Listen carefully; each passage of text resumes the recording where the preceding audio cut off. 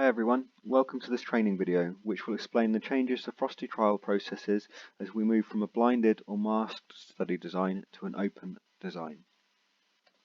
Just to give an overview of this video, I'll run through a reminder of the participant flow under the old blinded study design.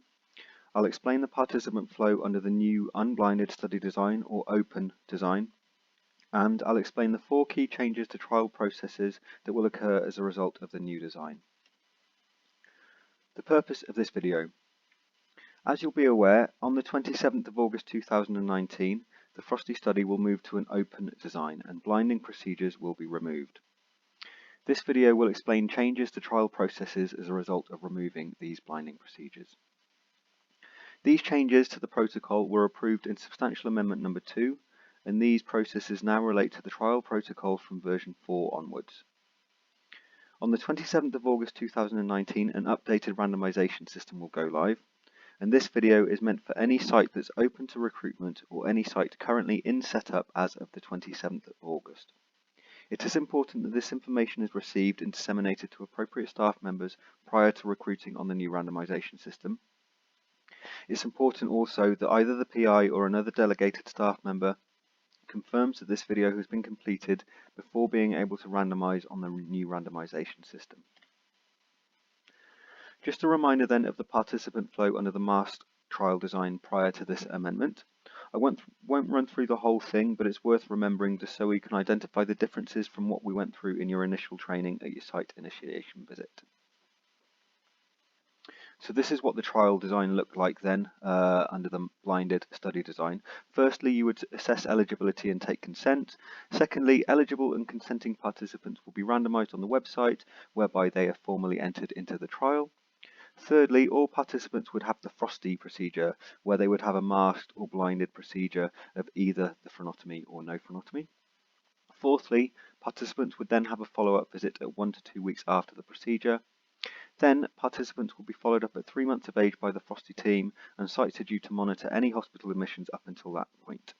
And that's where your active involvement with the participants ends. You carry out the follow-up visit at 1 to 2 weeks post-FROSTTIE procedure and only needed to monitor hospital admissions up until the infant reaches 3 months of age. So all other follow-up is done by the FROSTTIE office in Oxford.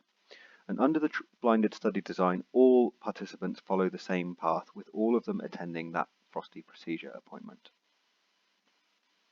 So here are the changes, and this is how the participant flow looks with the unblinded trial design. And as you can see, it's pretty much exactly the same, apart from step 3 here changes. There is a slight difference between those in the phronotomy group and those in the no phronotomy group, because we will now know from the offset which group participants are in. And I'll explain the changes in detail now.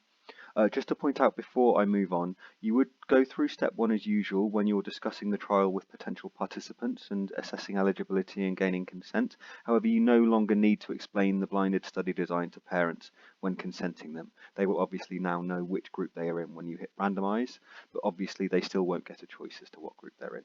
We have updated guidance sheet number 2, which is about recruitment and consent, and the consent checklist, which should give you all the information you need about what to discuss when recruiting participants. So, the first real change that you will notice is that at randomization, the allocation will appear on the screen. So with the allocation, either phronotomy or no phronotomy appearing on the screen, this means that envelopes are no longer necessary and therefore you won't receive an envelope code. And the allocation also should now be recorded on the baby's trial entry form, which is form 1B, when you enter this into Open Clinica, and it's question 10. So you've got a couple of tasks that you need to do at this stage. With regards to your stock of allocation envelopes, please destroy them. This is just so that they don't get left around and used accidentally under the new procedures. The FROSTTIE office will confirm the number of envelopes you should have in stock, and we will ask you to confirm that you've destroyed them. So here is what the randomization site will look like under the new system. And as you can see, the allocation appears directly on screen and there is no envelope number or code because we don't need them anymore. So that's change number 1. The allocation will appear directly on the screen and therefore the envelopes are no longer needed and become obsolete, so you can destroy the envelopes. Okay, so the second main change in the trial process. Participants in the control arm which is the no phronotomy group, do not need to attend that FROSTTIE appointment or the DUD appointment. Whereas before they used to go in and take up a phronotomy or a fake phronotomy appointment, they no longer need to have this appointment, only those that are randomised to the phronotomy group. So the infants in the no phronotomy group just have to have the follow-up appointment at 1 to 2 weeks after randomisation. And as usual, this should be a normal breastfeeding support appointment where you give your standard advice and support as per your local policy. It's really important that they have this appointment, as well as being able to access drop-in or phone advice as and when necessary, as we need to make sure that the breastfeeding support available is adequate. And obviously infants in both groups should have this breastfeeding support appointment at 1 to 2 weeks. So that's the second change. Only infants in the phronotomy group need to attend that phronotomy appointment as part of the trial. This might seem a bit obvious, but we wanted to make sure it's understood. Okay, change number 3 then. This relates to the intervention form, which is form 3, which used to be the paper form that was inside the allocation envelope. So the function of this form changes ever so slightly. It now effectively becomes a phronotomy form. And this phronotomy form should be used in the following circumstances then. It should be used for all infants randomised to the phronotomy group at their phronotomy appointment, even if those babies do not end up having a phronotomy. So for those babies whereby they are allocated to the phronotomy group, but for whatever reason the phronotomy doesn't happen, you would fill out the form and make sure you record the answer that the allocation was not performed. So firstly then, it's used for all infants in that phronotomy group. And also, this is where the change happens, the form should be used for all other phronotomies that occur up to 3 months. For example, those in the no phronotomy group who do end up having a phronotomy later on, and for any repeat phronotomies that might recur. And just to reiterate, this form should be used to record other phronotomies up to 3 months. So as well as monitoring hospital admissions on the hospital admissions form, you should also use this phronotomy form to record any phronotomies up until the baby reaches 3 months of age. The phronotomy form isn't necessary for infants in the control group who never have a phronotomy as part of the trial. So whereby before babies who were on the control group had one of these because it was a blinded procedure, babies who are in the control group who never have a phronotomy do not need this form anymore.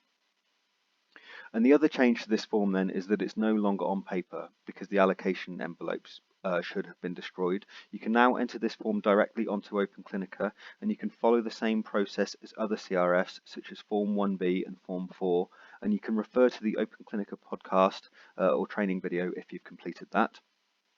One other thing to point out is that this form is now repeating, meaning that a baby can have more than one instance of this form. For example, if the baby is in the phronotomy group and then for whatever reason has to have a repeat phronotomy. So that's change number 3 then. So the intervention form becomes the phronotomy form for any baby in the phronotomy group and for all other phronotomies. For example, those in the control group who end up having one and any repeat phronotomies. Change number 4 then. The follow-up visit should occur 1 to 2 weeks following randomization, not after the FROSTTIE procedure, i.e. after the phronotomy. This isn't really a change, but it's just clearer guidance since not all babies are attending that phronotomy appointment. So the follow-up appointment for all babies should occur 1 to 2 weeks post-randomization. And this is so that infants in both groups have their follow-up visit within the same period, so that there isn't an imbalance between the two groups when they receive that visit. And it also allows a bit of flexibility in case there is a slight referral time between trial entry and the phronotomy appointment for those infants. Where there might be a delay between randomization and the phronotomy appointment, for those babies in the phronotomy group, phronotomy appointment should ideally be no more than 1 week post-randomization. And also for those babies in the phronotomy group, ideally the follow-up should be no earlier than 4 days post-phronotomy. This means that their visit still falls within that 1 to 2 week window after randomization, and what we would like to avoid here is the follow-up being too soon post-phronotomy for those babies in the phronotomy group. If there are any difficulties or issues with this referral time and the follow-up appointment time, please contact the FROSTTIE team and we can discuss it and deal with things on a case-by-case basis. But we do need to try and ensure that there is a balance across the trial between the two groups. Just to remind you as well that all participants should have the follow-up visit both in the phronotomy group and the no phronotomy group. So that's change number 4 then, and it's more of a clarification now that trial processes work differently for the two groups, and that's that the follow-up appointment should occur 1 to 2 weeks after randomization, not 1 to 2 weeks post-procedure or post-frenotomy. And for those babies in the frenotomy group, please try and ensure that it is no earlier than 4 days post-procedure. So that's it, those are the 4 changes. Just to recap then, change number 1 is that the allocation appears on screen and you no longer need the envelopes, so you can destroy the envelopes. Change number 2 is that participants in the control group, so the no frenotomy group, do not need to attend the FROSTTIE procedure appointment. Change number 3 is that Form 3 is now a frenotomy form for all babies in the frenotomy group and for any other frenotomy that occurs up to 3 months of age. Also, this form is no longer on paper, as you will have destroyed the allocation envelopes, so they get entered directly onto Open Clinica. And change number 4 then is that we just wanted to clarify that the follow-up visit should occur 1 to 2 weeks post-randomization, not 1 to 2 weeks post-procedure. And for those babies in the frenotomy group, please ensure the frenotomy referral time is no more than 1 week after randomization, and that as a guide, those frenotomy babies have their follow-up appointment at no earlier than 4 days post-procedure.